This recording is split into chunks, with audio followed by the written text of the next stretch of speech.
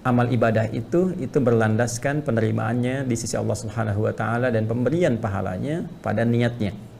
Jadi kembali kepada niat kita masing-masing. Bahkan niat ini yang menentukan sesuatu menjadi ibadah atau tidak. Maksudnya ya pahalanya masing-masing gitu kan. Jadi kalau dia infak ya untuk dirinya. Tidak, ini yang dimaksudkan kita mendapatkan bagian dari transferan pahala.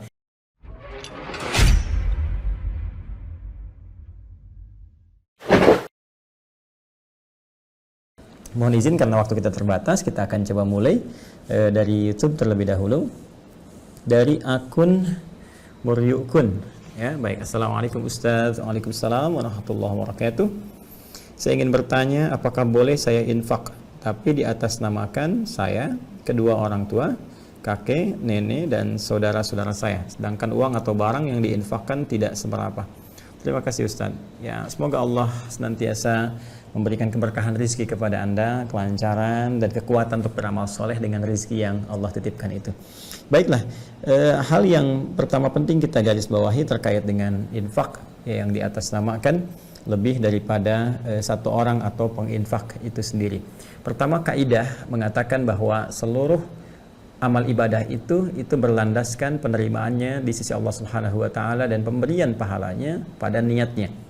Itu di Al-Bukhari nomor hadis yang pertama, ya, Nabi SAW menyampaikan dalam riwayat Umar bin Khattab radhiyallahu taala anhu, qala Nabi sallallahu alaihi wasallam, innamal a'malu binniyat. Ya, sungguh seluruh amal perbuatan, aktivitas seorang hamba itu dibatasi.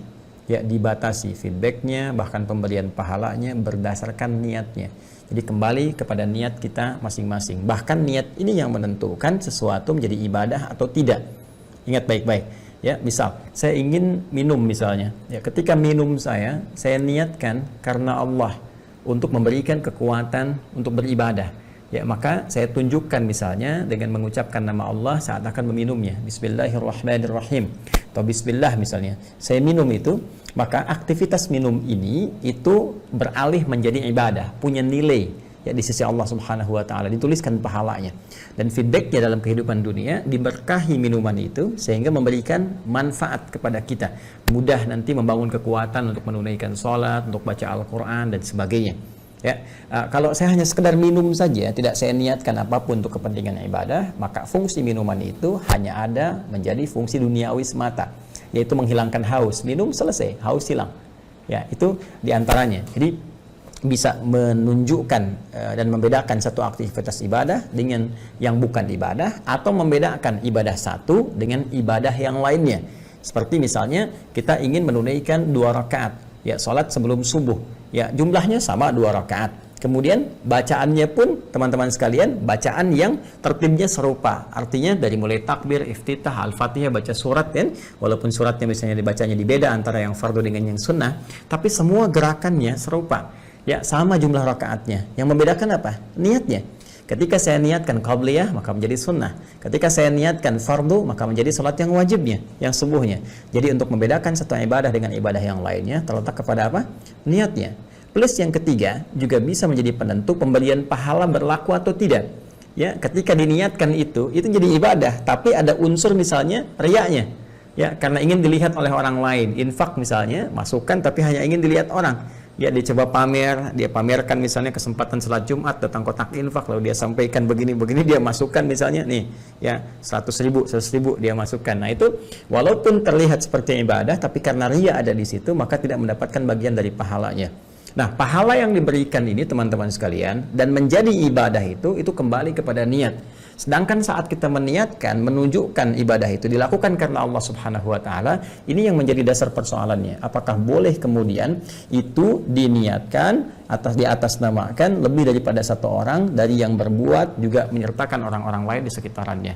Maka kita bisa ambil contoh boleh dan tidaknya ini kembali kepada keterangan Al-Qur'an dan praktek yang dicontohkan oleh Nabi sallallahu alaihi wasallam, apakah langsung pada aspek ibadahnya atau ada ibadah lain yang identik dengannya dan bisa dikiaskan. Di antaranya kita bisa temukan dalam perbuatan Nabi sallallahu alaihi wasallam. Misalnya kita ambil contoh dalam perbuatan kurbannya Nabi sallallahu alaihi wasallam.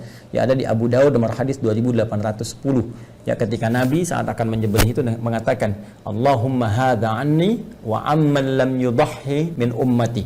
Atau kadang beliau berkata, Allahumma taqabbal hadza min Muhammad wa ali Muhammad wa ummat Muhammad sallallahu alaihi wasallam. Ya, beliau menyampaikan, ya Allah, mohon terima ini kurban dari saya, ya, dan juga dari umatku yang belum sempat berkurban, yang tidak punya kemampuan berkurban. Ya, atau kadang-kala beliau mengatakan, ya Allah, mohon terima ini kurban dari saya, dari keluarga besar saya Muhammad sallallahu alaihi wasallam, dan dari umatku yang tidak punya kemampuan untuk berkurban. Jadi Nabi berkorban dengan satu atau beberapa hewan tertentu, ya, tapi di atas namakan bukan hanya untuk dirinya saja, ya, tapi juga untuk keluarga besarnya, juga untuk umatnya yang belum sempat berkorban, ya, selama hidupnya, disertakan di situ. Sedangkan kurban ini, teman-teman sekalian, itu bagian dari sedekah, dan nasnya jelas.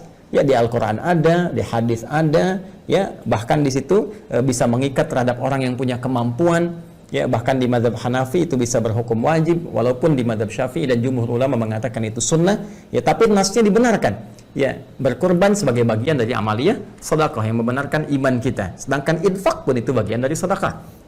Ya, bagian kebaikan yang bisa berbagi dengan harta. Karena itu ada sebagian ulama yang meluaskan itu semua dengan kebolehan berinfak walaupun kita sertakan di situ untuk banyak niat.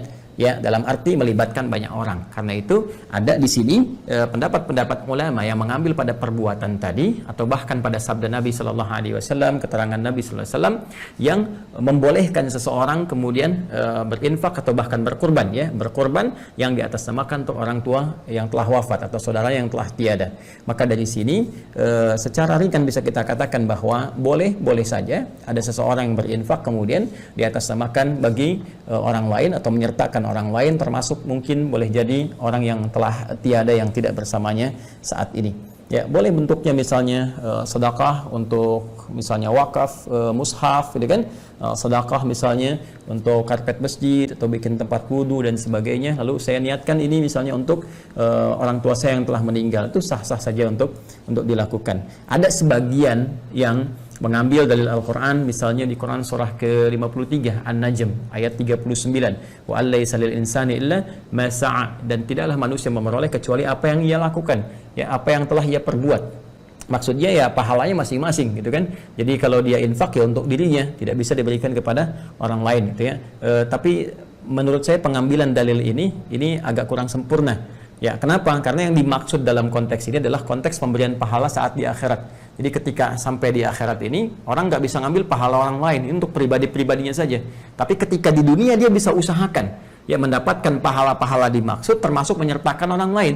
Tapi kalau setelah meninggal dan di akhirat kemudian terjadi penghakiman Allah Subhanahu wa Ta'ala, maka kita tidak bisa mendapatkan bagian-bagian orang lain kecuali dari apa yang telah kita lakukan saat kita di dunia. Itu yang dimaksudkan. Ya, kecuali dalam kasus khusus. Apa itu kasus khusus yang dimaksudkan? Ya, kasus tentang kebangkrutan yang disebut dengan muflis. Ya, dalam hadis yang sahih di hadis Muslim dari riwayat sahabat Abu Hurairah radhiyallahu taala anhu, Nabi pernah menyampaikan kepada para sahabat ketika terjadi dialog ringan. Ya, kata Nabi, atadrunal muflis, tahukah kalian orang yang bangkrut itu?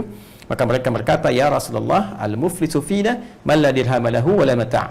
Menurut kami orang yang bangkrut itu orang yang sudah tidak punya uang sedikit pun, tak ada aset, ya, 1 sen pun. Ya, jadi nggak ada uang 1 sen pun, nggak ada dirham 1 sen pun, kata mereka. Kemudian nggak ada aset sedikit pun. Ya, secara teori ekonomi itu benar. Tapi kata Nabi, ya, al-muflisu min ummati, orang bangkrut yang termasuk mengaku dalam golongan umatku itu, umat Nabi Muhammad SAW. Ingat, Nabi tidak mengatakan umatnya Musa, umatnya Isa alaihi wassalam, tapi mengatakan golongan umatku. Jadi ada orang yang mengaku menjadi bagian dari umat Nabi Muhammad, tapi dihukumi bangkrut oleh Rasulullah SAW, dan kita berlindung kepada Allah dari keadaan demikian. Ya, siapa mereka? Ya'ti yaumal qiyamati bis-shalatin, datang di hari kiamat dengan pahala salat yang telah mereka kerjakan saat di dunia. Wasyamin, mereka juga puasa, wa zakatin, mereka berzakat, dan seterusnya. Cuman sayang, wa ya'ti qad syatama hadza, tapi mereka juga senang terbiasa mencela orang lain. Wa qadhafa hadza, menuduh orang lain. Ya, kemudian wa akala mala hadza, mengambil hak orang, ya, dengan cara tidak dibenarkan. Wa daraba hadza, senangnya berselisih. Ya, bahkan wasafaka dama hadza, yang menumpahkan darah. Maka yang terjadi, tu'khadhu hadza min hasanati wa hadza min hasanati. Jadi kalau ada orang kemudian salat, saat yang bersamaan dia mencela orang lain, ya, dan dia tidak mentaubati ini, tidak minta maaf dan bertobat kepada Allah, maka di akhirat berlaku pengadilan Allah Subhanahu wa taala. Ya, maka pahala salat yang telah ia kerjakan ini, teman-teman sekalian, akan dipindahkan kepada orang yang dicelanya tadi. Dipindahkan untuk menutup dosa celanya tadi. Ya, demikian seterusnya. Ya, kemudian dia puasa misalnya, dia juga fitnah orang lain, diambil pahala puasanya diberikan kepada yang difitnah itu. Fa in faniyat hasanatuhu, kalau habis kebaikannya, belum bisa nutup nih yang kurangnya. Ya, faturiha finnar, maka dilemparkan dia ke neraka untuk menutup segala dosa-dosa keburukannya ini. Sisanya, waliyadzubillah. Nah, itu yang sering diilustrasikan dengan oleh para ulama kekinian dengan transferan pahala, gitu kan.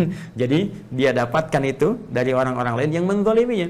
Ya, karena itu kalau ada orang-orang yang menzalimi, sepanjang kita bisa memaafkan, ya haknya terkait dengan kita yang tidak terkait dengan materi-materi tertentu misalnya yang kita perlukan, ya kita bisa maafkan dengan izin Allah Subhanahu wa taala, sekalipun orang itu tidak meminta maaf, kita bisa maafkan. Nah, pemaafan kita kepada orang itu tidak menghentikan proses hukum dia di hadapan Allah Subhanahu wa taala sepanjang dia belum minta maaf kepada kita dan bertaubat dari dosanya. Ya, jelas ya. Tapi keuntungan bagi kita akan ditutup kita oleh Allah sehingga kita tidak sibuk memikirkan dia. Jadi dihilangkan dari kita memori-memori tentang dia, tentang kesibukan macam-macam. Kita bisa sibuk dengan aktivitas yang kita kerjakan. Sedangkan orang itu masih terkait berkelindan. Ya, sehingga bisa berpeluang menambah dosa-dosanya. Jadi tidak ada rugi memaafkan orang lain. Ya, sepanjang itu bisa kita kerjakan dan tidak ada hak adami seperti utang dan sebagainya. Ya, bukan berarti dimaafkan utang lunas gitu. Utang tetap terjadi ya dan harus dilunasi. Dalam konteks ketika kita belum menganggap itu terbayar. Kalau kita menganggap itu lunas ya selesai. Gitu kan? Nah, itu kaidah tentang pemaafan ini ada di Quran surah ketiga Ali Imran ayat 134. Wala afina 'anil nas wallahu yuhibbul muhsinin. Dan Allah senang menyukai orang-orang berbuat baik, ya di antara mereka adalah orang yang gemar memaafkan kesalahan orang lain dalam konteks yang sifatnya langsung terkait dengan kita, terkait berkelindan, dan dengan itu kita akan ditutup urusannya dengan mereka. Ini yang dimaksudkan kita mendapatkan bagian dari transferan pahala. Tapi kita nggak bisa dapatkan misalnya seorang ayah dapat pahala sholat dari anak ya. Ya kalau sudah di akhirat tidak selesai. Ya, kecuali saat di dunia ya dia mendidik anaknya dengan baik, dia ngajarin sholat anaknya, kan? Ngajarin puasa anaknya, diajarin semua, dan ketika dia meninggal anaknya mempraktekkan. Nah, itu ketika dipraktekkan masih ada transferan pahala. Ya, itu yang dimaksud di hadis Muslim. Ya, kullu amali ibni Adam in qata sairu amali, setiap anak cucu Adam itu terputus semua amalnya illa min thalas, kecuali 3 hal. Jadi antara 3 hal itu apa? Ilmin yuntafa'u bihi, ya, ilmu yang bermanfaat. Waladin salihin yad'u lahu, ada anak soleh kemudian yang berdoa. Wa shadaqatin jariyatin, ya, dan sedekah jariyah. Ilmu yang bermanfaat orang tua ajarkan kepada anak. Karena itu saya sering katakan, tolong Al-Fatihah misalnya di anak diajarkan oleh orang tuanya. Awal sholat diajarkan. Nanti ketika anak itu masih hidup dan dia mengerjakan itu, dia sholat, dia baca Al-Fatihah, itu pahala masih mengalir walaupun ayah ibu wafat. Tapi ketika selesai, anak selesai, orang tua selesai, dikumpulkan di akhirat, wa alaysa lil insani illa ma sa'a. Itu maksudnya. Maka nggak bisa transferan lagi. Tidak ada didapatkan oleh manusia, bapaknya tetap mendapatkan, sudah selesai. Dengan selesainya kehidupan itu selesai, nggak ada transfer pahala lagi, nggak ada ngalir lagi, selesai pada saat itu. Ya, maka masing-masing dihisab berdasarkan apa yang telah dikumpulkan itu. Jadi kalau kehidupan sudah berakhir, maka wa alaysa lil insani illa ma sa'a. Jadi dia tidak bisa mendapatkan apapun bagi manusia hasil dari pekerjaannya kecuali apa yang telah dia lakukan itu. Selesai sampai di situ. Ya, kecuali berdasar tadi keterangan-keterangan yang dimaksudkan. Karena itu sepanjang kita masih hidup, masih kita punya peluang ya untuk bisa menambah pahala kita atau berbuat baik pada orang-orang sekitaran kita.